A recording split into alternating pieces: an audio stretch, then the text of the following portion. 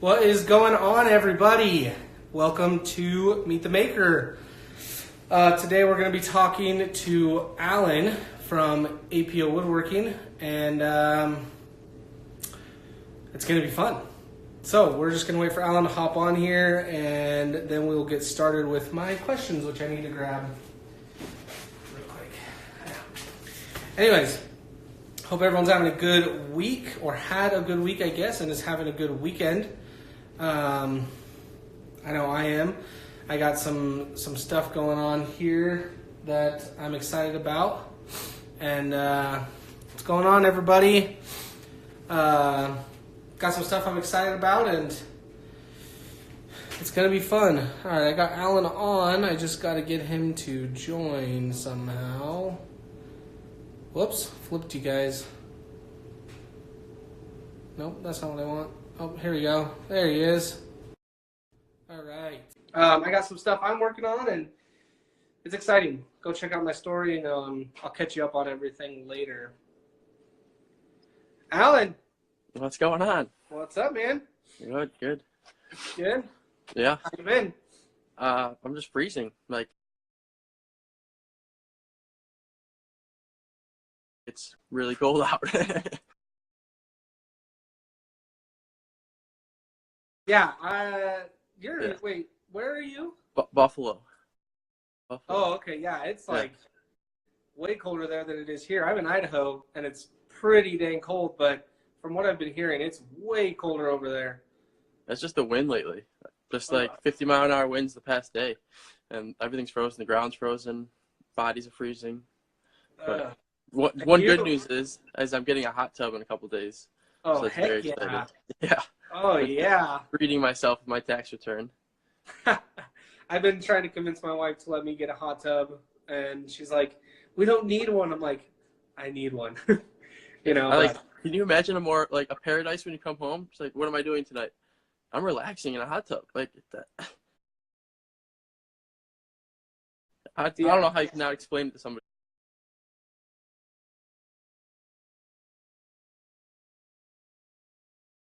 like that. Right? I'll have to start doing my live sessions from the hot tub. Whoa. Now, maybe a little too much. Make a personal account for that one. Okay. Maybe not the hot tub. I'll stick to the shop. Got a lot of people hopping on here. What's going on, everybody? Oops, guys. I did something. Cancel. Okay. So what do you got going on right now in the shop? Right now, I just made a cool board. Let me go grab it, actually.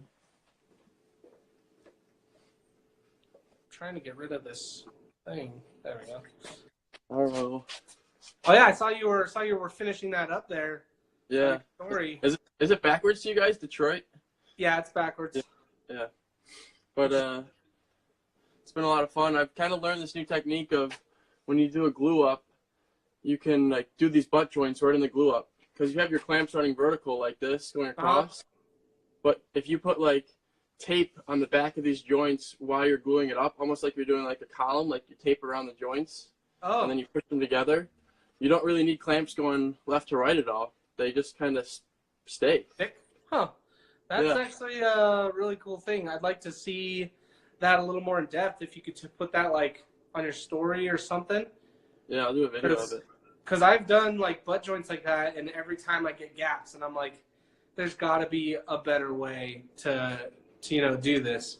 Yeah, I've been using, for this one, I actually use this blue masking paper that's meant for CNCing. You put it over your sheet, and then you CNC, and then just the blue that's left won't get spray painted, whatever color you're trying to. Oh, right.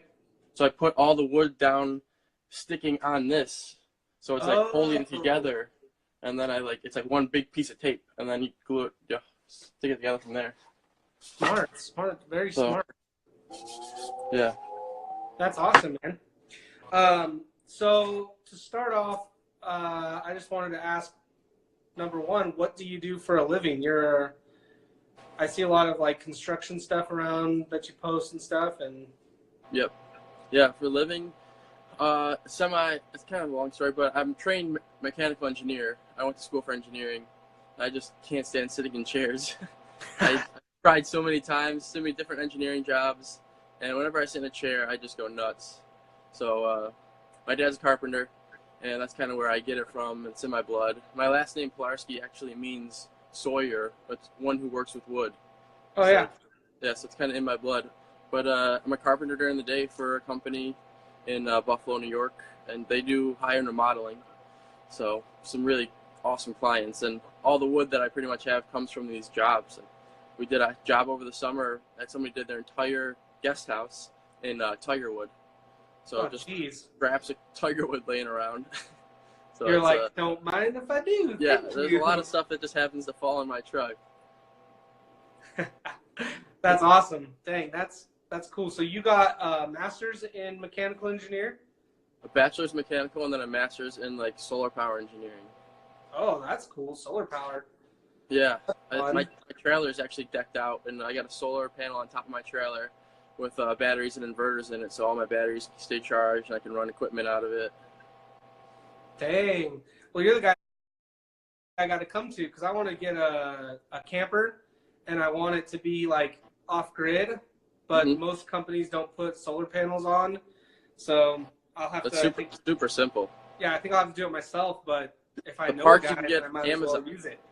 Yeah, the Amazon parts, you just need like a charge controller, which takes the battery voltage from the panel and makes it into 12 volts to the battery. And then after 12 volts from the battery, it's 12 volts. It's like Good a to big go. battery. Hook anything you want to it. That's awesome. Dang, that's way cool. So since you already like do a lot of carpentry and stuff like that for your day job, why did you get into woodworking? Because I know a lot of us, you know, I worked at a factory, and I was like, I got to like get out in the shop and work on something different, do something with my hands. Why did you choose woodworking? Why are you like in the same field, you know? Yeah, no, good question. I think it's something I've always just done. It's one of those things that some people weightlift because it's like that's what they do. Like they go to the gym for five days a week and they lift weights. For me, when I come home, I go in the shop and I just work and create stuff that I like. And I've been doing it since I was like 10.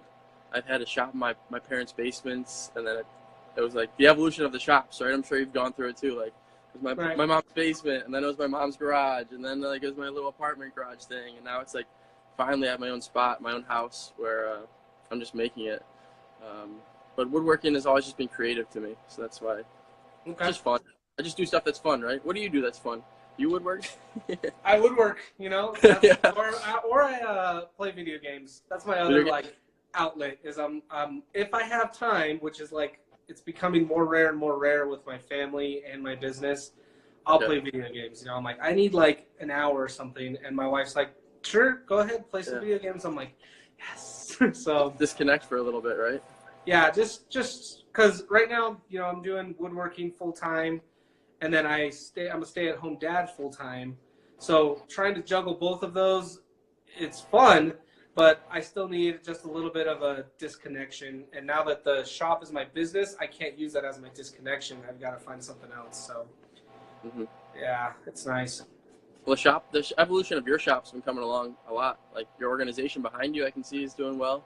Yeah, I'm trying to get more organized. I think for me, organization's like a really big factor in my like momentum, to keep momentum going. If I can keep my shop organized and clean, I can keep jobs just kind of flowing because I don't have to like take time to like do a big clean on a day or anything like that. So yeah. Plus, you got that pretty sign behind you that makes it easy, right? I want to talk about this sign in a little bit because that thing is insane. But speaking of signs, you make like a lot of signs and cutting boards and things like that. Why did you get into making signs and cutting boards and things? Man, I wish I had better answers. Like there was some mythical god. An angel told me to do it. Yeah. No, but it's like a weird mix between the woodworking and the engineering side of me that loves to throw stuff into CAD and throw stuff from the internet and then work it in the machine and get the G code right and do the tool paths and then actually make the blank for it woodworking. So it's like that weird mesh of engineering and woodworking. Okay, I get that. Have you ever wanted to like, you know, make bigger things like tables or desks or anything like that? Yes, I want to so bad, but my garage is just like 20 by 20, and I just need that bigger space. Because as soon as I make something big here, like, you're done. You're not making anything else. Your only table is covered. Yeah, no, I know how that goes. My truck's yeah, not you know how huge. that goes. Yeah, it's not huge, but I've got more space than you. But even still, once I start building a table, I'm like, I can't work on anything else because I don't have any more room. Yeah, yeah. You see guys at shops, like the Instagram community. Obviously, you have from A to B. You got the guy in Russia making stuff with a hatchet 8 times more beautiful than any of us can make. Right. And then you Powermatic monster in California somewhere. But yeah, that's the fun about it. Like, it really doesn't matter what you got. It's just kind of like how creative you can be with it at the end of the day. Yeah, that's like a really good point. Is I feel like some people think, I mean, we've talked about this a lot. I know me and my buddy Phil talk about it a lot, which is a lot of people feel like they need a big space or they need the best tools. And that's a really good way to look at it, as in, it's just how much fun can you have creating something with what you have, that's a really good way to look at it. So do you have a laser engraver or do you have a CNC or both? It's an Inventables X-Carve CNC machine with a router attached to it, and then an aftermarket company called JTech Lasers that has an aftermarket laser you can attach to the side of it. Whoa. Yeah, so it's the CNC laser. It's a CNC with a laser attachment. That's cool. I wonder why Inventables didn't think of that first, or do they have an attachment for it? They don't have the attachment. Everybody kind of goes through this JTech, and there might be another one out there by now. I got my machine like 2 years ago, and this brought me back to like Lego days because every fucking little nut or bolt that could be separated was in a little bag. Oh gosh! It took me 3 days to put it together, but I got it for $1,200, so that's pretty affordable, Yeah, seriously. People are making this stuff affordable. The Shopko or Shapey, I'm terrible at words. Is another one a lot of people use, and that one actually looks like a little better quality. I kind of wish I had that one. There's a guy in Syracuse, or I forget that guy's name, but he's making some awesome boards. Dang. So, is it a hard learning curve to get into CNC work, or do you think pretty much anybody could do it, or do you think that people need sort of a building engineering kind of background sort of thing? I think anybody can do it. I had the basis, so that probably got me from first base to second base or home plate to second base a lot quicker than most people. But there's so many YouTubes out there. I mean, YouTube is the matrix. Right. If you want to learn something, you just type it, watch it for 5 minutes. Okay, now I know. You're gonna fuck it up the first time, but I mean, you got the idea. Right. Definitely. So no, anybody can do it, and the programs, and there's so much good stuff out there. And the crazy part of CNC, and it's a little knock on woodworking too, is that not authentic or stuff like that. But that limits your imagination really, with what you can program and how you can alter stuff. So that's fun. Because I've been wanting to get one. I'm like, I would love to have a small CNC like you, or something like that, just to do small signs or laser engrave something on it. But for me, I'm always a little I got to get my words together. Every time I'm like, okay, I think I'm gonna get one. My brain is like, there's no way you can get that together. There's no way that you're gonna screw that thing up and you're gonna waste $1,200 trying to build that stupid thing. So that's just one of the things that I think a lot of people might refrain from getting a CNC. But yeah, you're right. I think YouTube would definitely help out with that. Yeah, YouTube's good, and at the same time, I feel really lazy when I see all these guys making amazing joinery, just unbelievable tenons, mortise and tenons, and just joinery that I don't know how to do. Right. And I don't do those things, so I just have respect for them too. Just the different aspects of what we all do. We're artists. Some people make country music. Some people make rap. I make cutting boards. Some people make kitchen tables. Right. Everyone's got their thing. Everybody got their thing. So I love all of you. Yeah, definitely. So have you seen that, being an engineer and a carpenter have affected your hobby as a woodworker, or have you seen it be good or seen it be bad or anything like that? No, I think they work really well together. I think everything. There's the perfectionist in all of us, really, that tries to get our craft. They just want to master your craft, Right. and that's more number based for me. I don't know. I can read a ruler pretty good on most days besides Monday. Yeah. You've had some ruler Seriously. issues in the past, right? Yeah. I always get the tape. Whenever I buy a tape measure, I'm like, does this tell me all the way down to the nearest 16th? Yes. Okay, I can get that because I have the hardest time reading tape measures, man.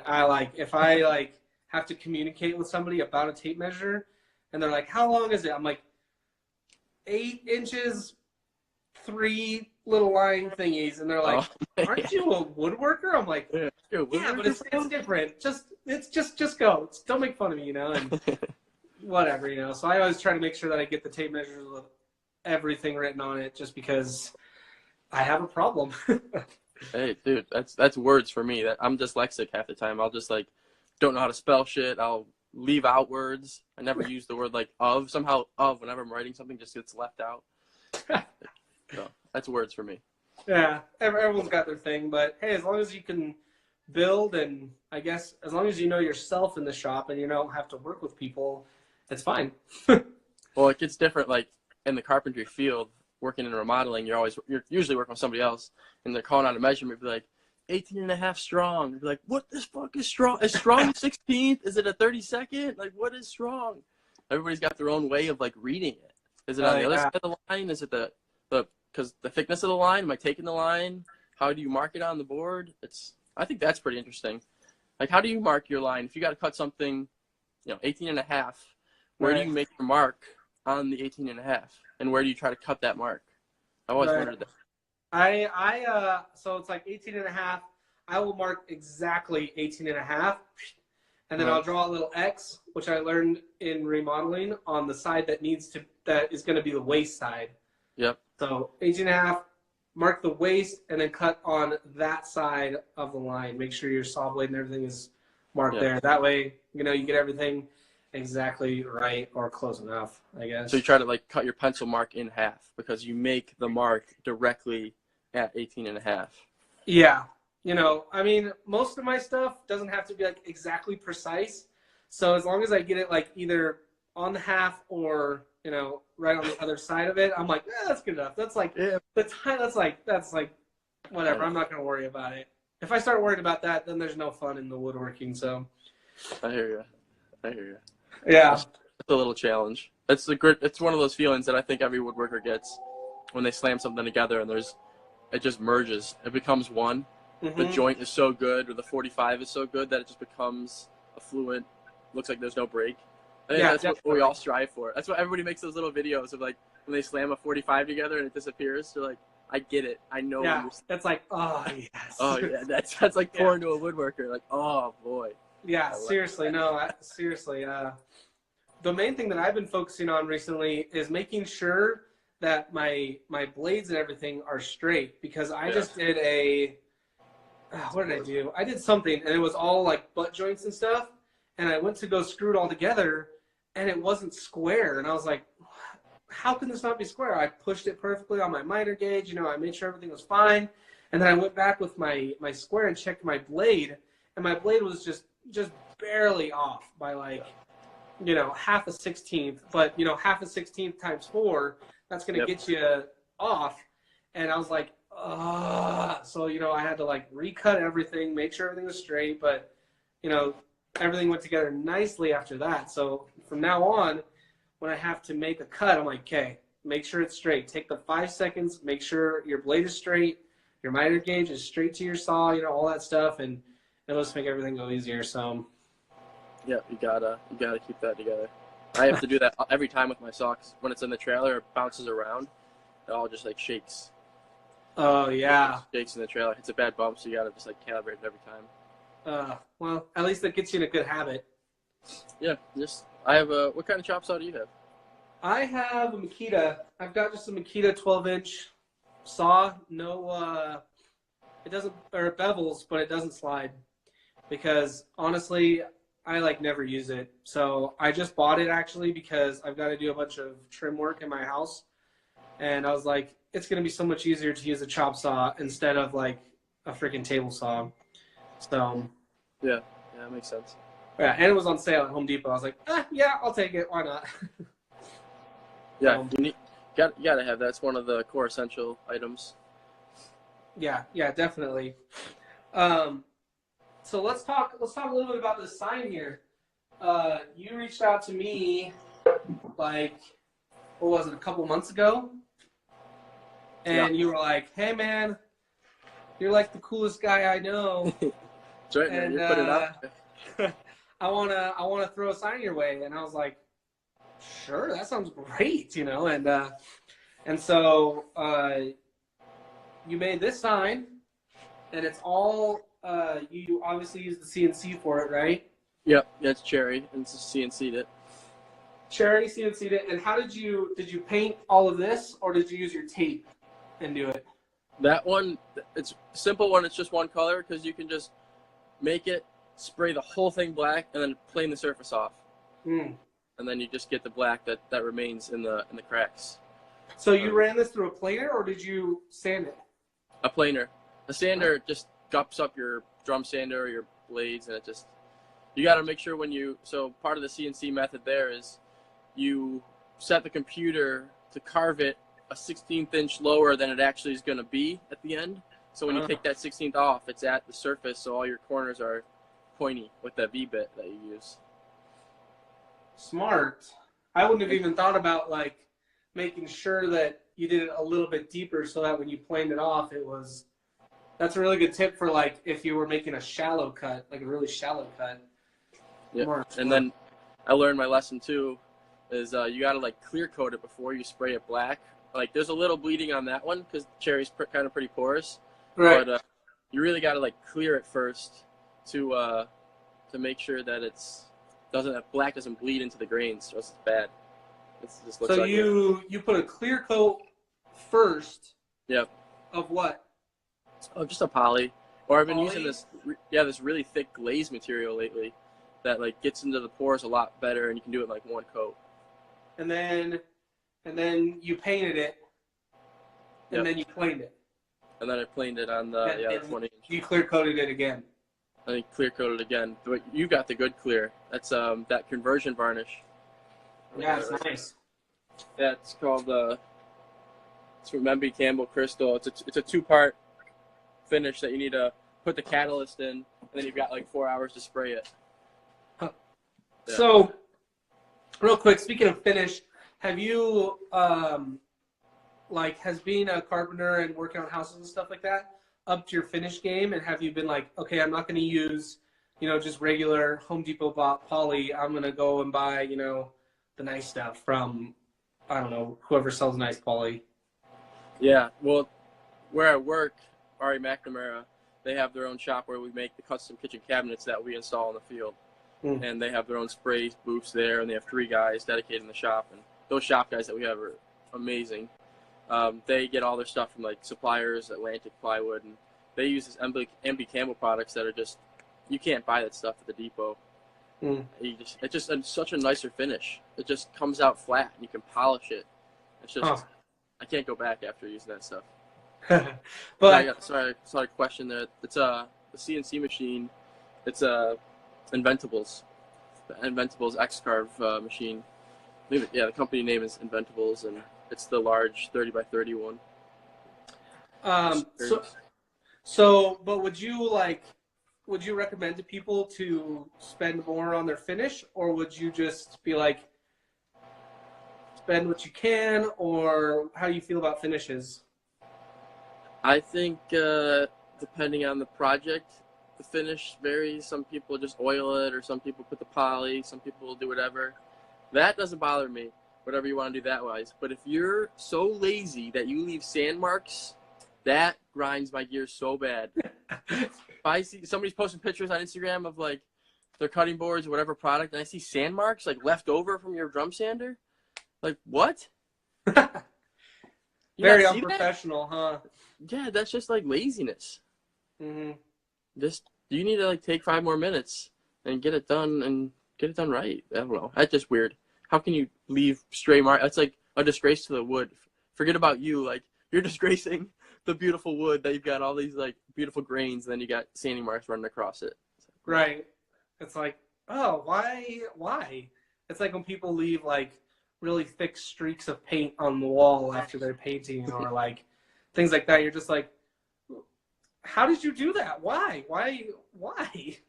I think some people have bad vision. Like I think I have bad hearing because I'm terrible at listening to rap music. I never know what they're saying, and I Yeah. can't like keep up with it. So maybe I have bad hearing, and that like people look at me like you can't understand what they're saying. Maybe just like people like us have really good vision, and we're just like gifted and seeing that fine detail. Well, plus I know like I've done that. I've like finished something, I found like a sanding mark or like a little bit of glue, and I'm like, the client won't like notice that or see it, and I'm just like, whatever, that's fine. Yeah. And then I give it to them, and I'm like, Oh boy. oh crap, they're totally gonna see that, like Uh-huh. when it's too late, when it's that time, when it's like, here you go, then you're like, oh wait, no wait. But yeah, it's just funny how people rush to make mistakes, like whenever I do something like that, it's because I told the client like the night before that I'm like, hey, I'm finishing up your stuff, it'll be ready for delivery tomorrow. And they're like, cool, great, whatever. And tomorrow comes, and I come out and recheck everything, and I'm like, crap, there's still like that there. I'm like, but they're coming to pick it up, so there's nothing I can do. Where it's like, no, I could just, message them and be like, hey, sorry, I discovered something, I need to fix it. Yeah. But some people just don't. No, some people don't. And there's any craftsman will tell you there's going to be a mistake, that there's wood filler in or something somewhere on it. Mm-hmm.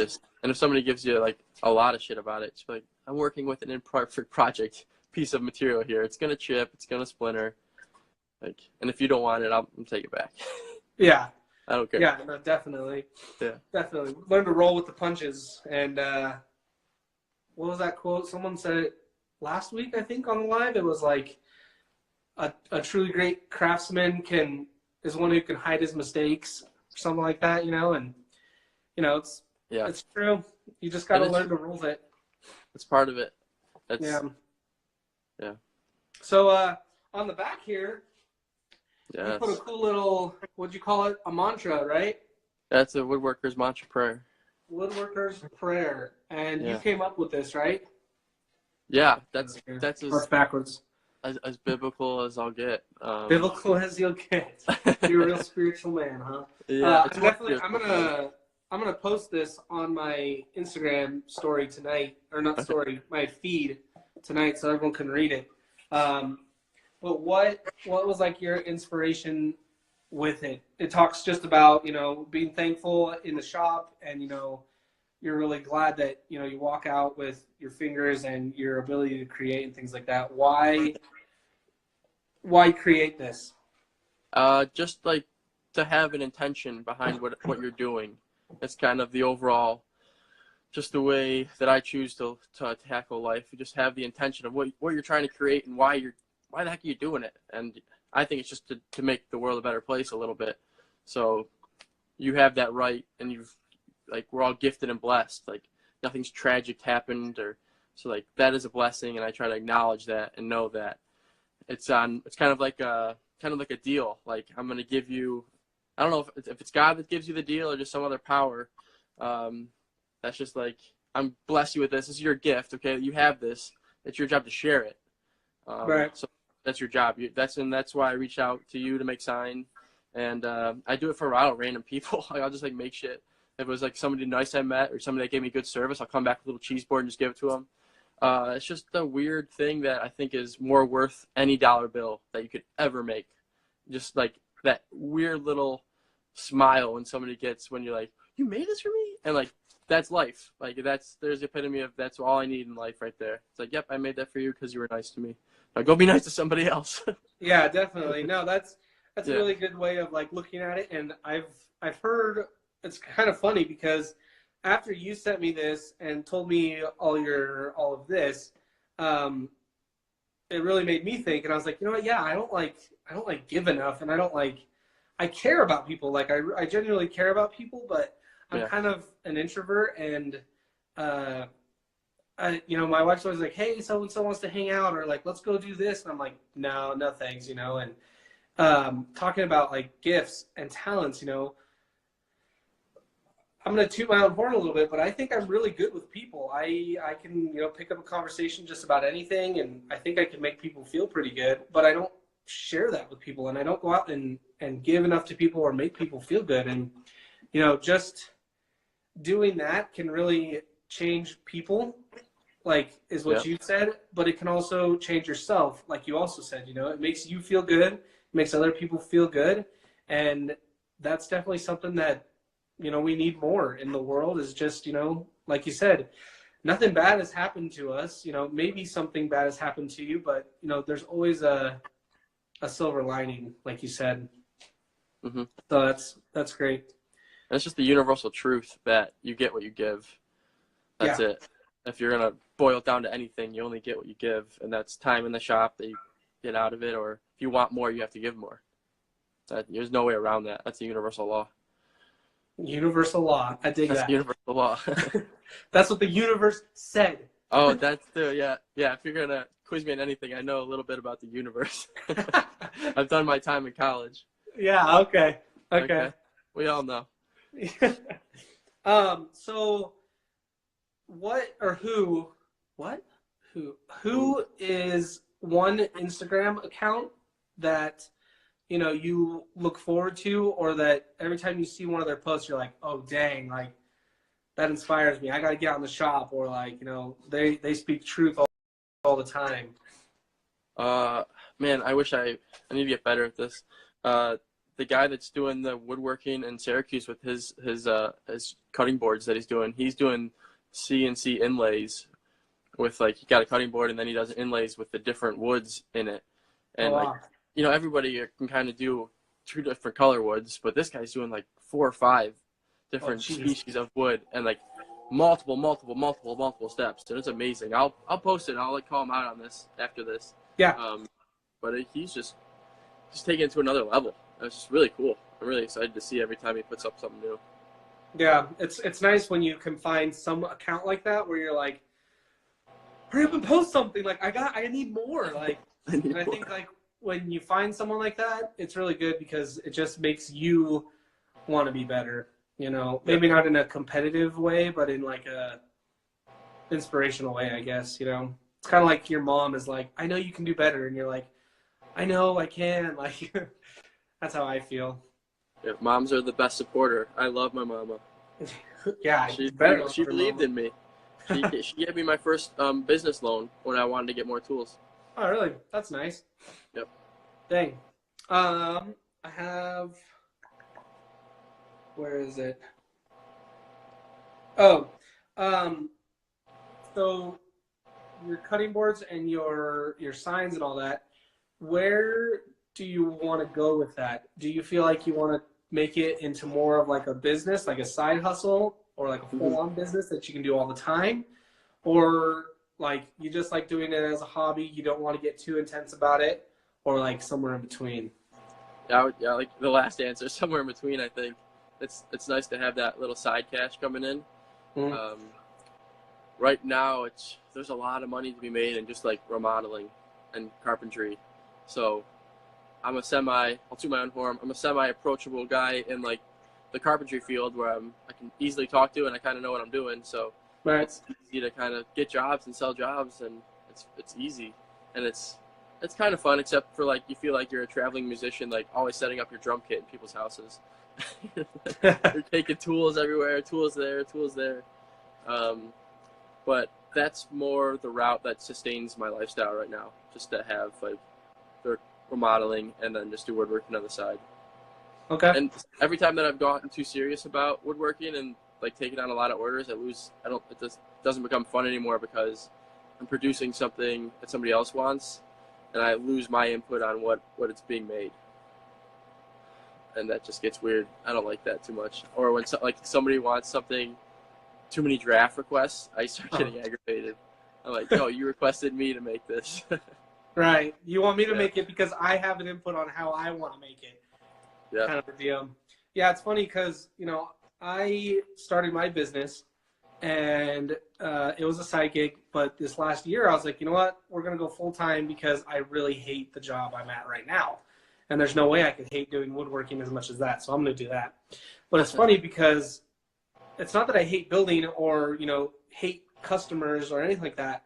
It's just the pressure and the timeline of getting things done. People expect me to get things done, you know, really quick. Like, I'm like, yeah, I can build you a table. They're like, you think that'll take like a couple weeks? Or I'm like, no, it'll take like a month and a half, you know, if you want it like really well done. But, you know, they end up talking me down and down and down to where I'm like, okay, I don't have anything going right now. I can get it done for you 3 weeks. And they're like, perfect, you know. And then 2 weeks and a half in, I'm like, I have like no time. I've got to finish this thing. And then the pressure sets in and I'm like, this isn't fun anymore. So How are you getting your leads and you're making this a good run for being full-time work? Mostly through Facebook. I do a ton of, not a ton. I do a good amount of ads and stuff like that on Facebook through Facebook marketing. And then I also put out my own personalized made ads on my marketplace. And I'll get a lot of people that way, or at least a lot of lookers, not a ton of jobs. But I mean, you don't need a ton of jobs. You just need, you know, 1 or 2 really good jobs, you know. 10% of the 100. Yeah. Yeah. So that's pretty much how I do it. It's a little hard, but I mean, you just got to hustle and you can make it work. So. Oh, you're definitely hustling. I see a lot of hustle when I see like a bunch of little gray dots at the top of your thing when it's going there. I'm pretty sure that when people see like, you know, like 50 of the little gray dots in my story, they're just like, go, go, go, go, go, go, go, go. Yeah, I made it halfway. Swipe up. I'm done. Yeah, it's like that's enough of Trevor for tonight. I can't do this anymore. Yeah. And it's that I saw him. Yeah, it's funny because that's something that, you know, I'm trying to like bring down a little bit because I do the same thing when I come across people's stories, even if I really enjoy watching them. Yeah. I mean, the digital attention span of people is just getting smaller and smaller, you know. So I'm trying to do less and less stories because, I mean, really people are probably only going to like quick click through like 10 to 15 of them and be like, all right, that's enough. I'm done. And, you know, only my real dedicated fans are going to watch all the way through. So if I can do less, it'll be more kind of a thing. That's grandma watching all the way through, right? Yeah, right. Even my mom is like, you put too many stories up. I can't keep up. And I'm like, all right, sorry. I'm just excited. I want to show everybody what I'm working on, you know? Yeah, you can't hang. Yeah. Well, I'm trying to, like, when people, like, tell me I post too much stories, I'm like, it's because you don't post enough stories. I'm getting bored in the shop with my Instagram, and I'm trying to, like, put stuff out there. If more people would put more stories that I could watch, then maybe I'd be less inclined to put stories up. Probably not, but I don't know. I think it's a tricky slope with the whole digital and Instagram and loss of time and mindset with being able to focus. I mean, just like when you find yourself scrolling through videos and you're like half hour went by, you're like, what the heck? Yeah. Lost a half hour of my life. It's gone. Or that's another thing that I want to try soon. I haven't fully convinced myself to do it, but when I get in the shop, put my phone like somewhere for, you know, an hour or 2 without touching it, so that way I can really focus in and, you know, get my work done. Because I'll do the same thing. I'll be like, I'll just check real quick, and then, you know, I'll be like, 5 minutes. Yeah, you know, 30 minutes goes by and I'm like, dang it, I just like wasted all that time for, you know, TV pretty much. Yeah, it's a slippery slope for sure. Have you ever like set your camera up in the corner and just let it go live and while you're working and just people just stop in and watch that? I've thought about it, but I know it wouldn't work. I know I'd get viewers and I know people would join, but it would be like this. I'd be like working and then I'd be like, oh, hey, yeah, let's talk, you know, and it just wouldn't go up because I love communicating with people through live. I just love it. So I couldn't do it. That's funny. No, you're right. You'd see somebody pop in and be like, what's up, John? Yeah. Just hanging out. Yeah, like, hey, come on, let's talk. Let's chill. I don't know. I get pretty distracted pretty easy, so I've got to find ways to just focus up. So through your woodworking, by the way.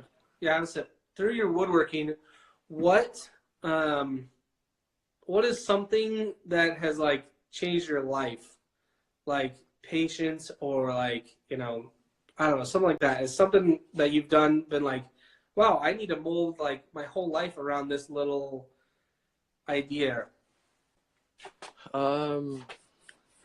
I think it's just the passion that I have for a craft, and you understand it because you do it. You have a passion for a craft that you enjoy, Mm-hmm. and that's my life revolves around me being able to have time to make stuff, because that's like I just think about so I'm sure you got 100 designs in your head right now that you'd love to make.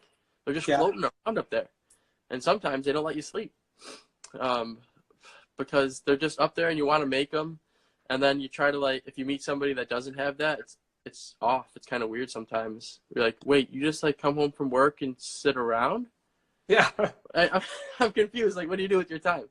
And they're like, yeah, I just come home and like go out to bars and watch TV. And like, whoa. Yeah, it's That's, like, wait, that's it? that seems like a waste. It's Yeah. but each to their own again. But I just feel like that's kind of like why I want to get out there more too. Is just tell people and get into the crafts because there's a demand for it too. So why not make some side money while you're doing it?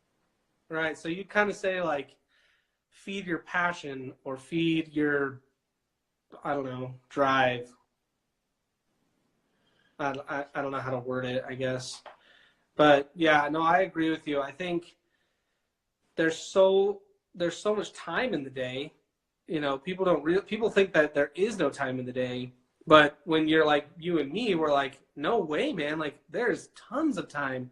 Yeah, I got to go to work for 8 to 10 hours, and then I've got like another like 6 to 8 hours in the shop, and then I can sleep for like 2 hours or whatever it is. Obviously I don't recommend sleeping for 2 hours. That's no fun. But if you really like take a hard look at your life, you can easily divide up work, family, hobbies, kind of a thing. And yeah, I agree. I think that we need more people out there who are not. I mean, it's not for everybody making or building or whatever, but there's something you could be doing. I'm sure that's maybe better for yourself than CNN or some like there's so many shows out there. Like I want to just do a count between like Hulu, Netflix, ABC, like how many different shows are out there and people just wasting their brain material watching these things. Yeah, no, yeah, I definitely agree. And that's one of the reasons that What are you doing? I love Instagram and YouTube, because it's real people first off, but it's more of a pathway to knowledge than it is to just like brain melting. And that's why I like doing Friday night Meet the Maker, because it's something that people can look forward to, like a TV show, but you and I can offer either, super inspiring thoughts or like mind-blowing facts. So I think that if I can get more people watching this, the better. Yeah. Yeah, that's the Instagram game. Yeah.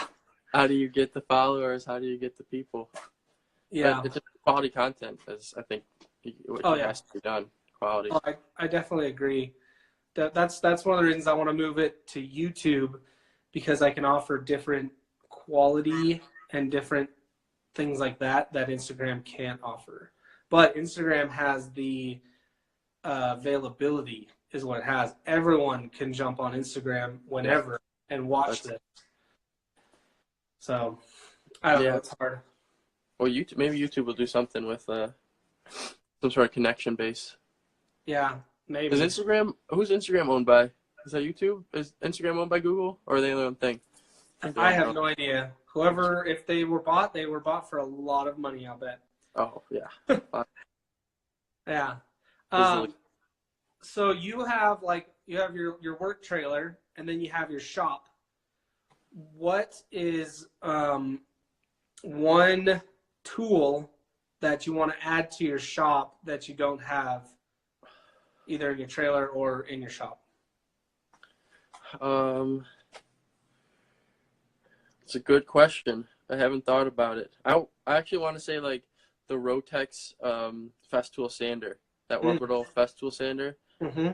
There's a lot of times when you send something through the drum sander that, like those lines that I was talking about, those deep ingrained buried lines in the end grain are so hard to get out with just a regular orbital sander. And I've seen a lot of guys just take those out in a second with the Rotex one.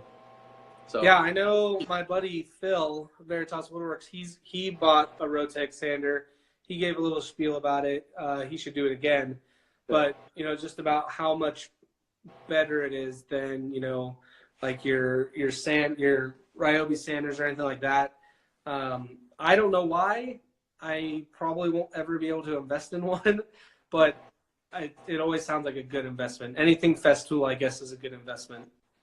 Yeah, and anything that's going to save you time, too. Mm-hmm. Like, there's a lot of stuff in here.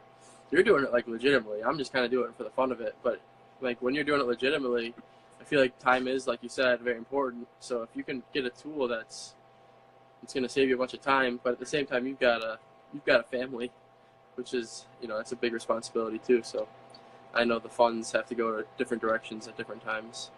Yeah, that's true. But you're right. I mean, time is money. And a lot of people, especially I feel like clients, don't understand that. They don't understand that,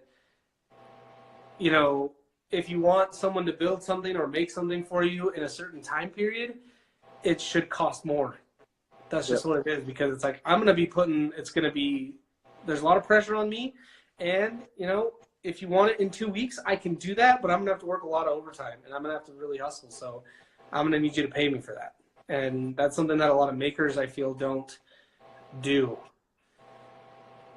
Yeah, because we're all kind of like good people at just like making stuff, but we're never really good at the whole bark out orders and give me the money business strategy stuff. Yeah, it's funny. Next week, actually, on Meet the Maker, we're going to have, oh man, I'm blanking his name, Daniel, he's, his Instagram name is Rustic Ridge Table Company, and he makes beautiful, reclaimed lumber tables. But he's going to come on and talk to us about marketing and, things like that. So I'm really excited to get someone like him who has a bigger business, who understands, what it takes, how much money it takes. Yeah, there he is. how much it takes, what you need to do and things like that. I've got to come up with all the questions still, but he did a live yesterday, and just after listening to him, I was like, man, I gotta step my game up, because this guy is just speaking truth. And so people out there. Yeah, so getting to him next Friday is going to be really exciting. Where's the Rustic Ridge? Or what's his name? Sorry. Yeah, Rustic Ridge Table Company. I think he's in, I want to say New York or something like that, but I'm probably wrong. But go give them a follow, everybody, because he crushes it. So we've got about 10 minutes left. One last question for you. Oh, Nashville, Tennessee. He's from Nashville, Tennessee. Nashville. Oh, nice. So I was wrong. It's a great spot. Yeah. Yeah. I had another question, but I didn't write it down. Blue is my favorite color. Blue is your favorite color. And you're not married, or you are married? Not married. Nope. Not married. Single living the dream. Single living. Yep. Just I'm about to get a hot tub. I don't think it gets any more bachelor than that. Yeah, I hear you there. You're not going to be single for long with that hot tub. No, yeah, it's got to be a good boy though. Yeah. Last question. Here it is. Who, besides your mother, is one person that has kind of pushed you or inspired you to produce better material, better work, better things? I would say I don't really have anybody around me that inspires me in the family or people I see for woodworking wise. I don't like really associate with anybody like on a real life basis around me that woodworks. I think the Instagram community is when you see somebody make something and you're like, I can make that, and then you look at yourself and you're like, why are you so lazy that you didn't make it? So that gets me going. Like I said, with that guy with the cutting boards, like I have all equipment and machines to do that, but this guy's just way more patient. I'm sure he's learned so many things over the years of just doing that. So Right. I think that's cool.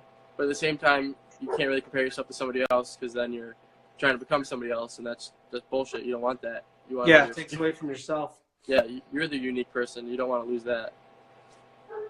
Yeah. So Do you have an upcoming project that you plan on doing that's really going to push your limits? yeah, I'm really excited. I got a contract to build butcher block countertops, like 5 pieces, like the island, the corner L with the sink, and then a bunch of little tops to the left and right of the stove. So I've got that coming up at the first week of March. So that's really going to max out the shop space. But I've never. So is that with just you, or is that through your company that you're associated with? That's just me. I'm going to bring in the material to my shop, all rough, and plane it. And I have to do one section at a time. Right. And they're 24 inches deep, and my planer's only 20 inches, so I got to do 2 glue ups. Ooh, fun. It'll be rough, but no, Yeah. I've never done one that large, so I'm excited about that. Because 1, it's payday, and 2, it's going to be different. Yeah, that'll be fun, man. I'm actually got to do some butcher blocks here this next week. I'm not going to do super thick ones. They'll probably only be about 1 inch thick, but got some rough hard maple that I got to mill up and get that done. So that'll be fun too. That's cool. You're making a countertop or like a board? A countertop. Well, kind of like a countertop. It's like almost like a mini. It's like just the top of a cabinet. So they want the top of their cabinet to be butcher block, but I've got to make the cabinet. Yeah. And everything like that. So it'll be fun. Yeah. What about you? What projects do you have that's kind of challenge you, push you to the next level here? I've got a huge kitchen island build coming up. It's going to be like a 3-foot by 4-foot kitchen island made out of alder with like exposed shelves and another butcher block top. And it's like, it hasn't quite hit me yet, but every time I talk about it, I get like super nervous because I'm like, I don't know if I can do this. It's coming. So, because I've never done anything like it before. I've done tables. I've done like some kind of cabinets, but this is like going to be a whole different ballgame. So it's going to be my biggest piece for sure. So yeah. It's funny when you like somebody asks you to do something like that, something you've never quite done before, and you're like, can you do that? And I'm like, yeah. Good. I'll figure it out. Yeah, it's like, sure. Yeah, that's not a problem. And then you walk out of the meeting or whatever, you're like, what have I done? That's the only way that stuff like that happens. Like, you have to say yes. If you don't say yes, you're going to stop at, 2nd grade instead of going the rest of the way. Right. Yep. Yeah, totally, man. Well, hey, man, it's been a lot of fun talking to you and learning a lot about you and all of your input. It's good stuff. Yeah, no, this has been awesome. This has been fun going live because you get like a fluid conversation, and that takes it. It's like, you watch Joe Rogan podcast, or you ever heard of Joe Rogan? I haven't. Joe Rogan is a comedian / martial art guy, and he just does podcasts with different people. Oh. And it's just fun to have conversation because more comes out than a random 160 character paragraph. Yeah. That's why when we first met, I just faced you right away. I was like, you know what? I'm not just going to sit here and type out everything I want to say. I'm just going to call this guy because this is ridiculous. Yeah, I was just sitting there like eating a bowl of ice cream, like, oh, I gotta accept this. Yeah. Yeah. Cool, man. Well, look forward to seeing more of your stuff. Let us know what's going on in your stories and whatnot, and keep us posted. All right. I will. Yeah, no, I will. And thanks you for reaching out to me and getting me on the makers. I'll tune in next week. Man. Of course. Check out the Rustic Ridge guy. Yeah. We'll have him next Friday, Rustic Ridge. I'm not sure if I'm going to be doing it on YouTube Live or on Instagram Live because I still have some stuff I got to figure out with YouTube Live. But I will definitely let everybody know. But if everybody could just go follow Allan, follow Daniel on Rustic Ridge. That'd be great. And we'll see you guys next week. Yep. Awesome. All right, man. See you guys. See you Have a later. good night. Bye. Bye-bye.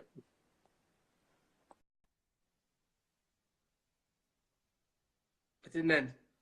Okay, well, I'll just say something real quick. I thought I hit end.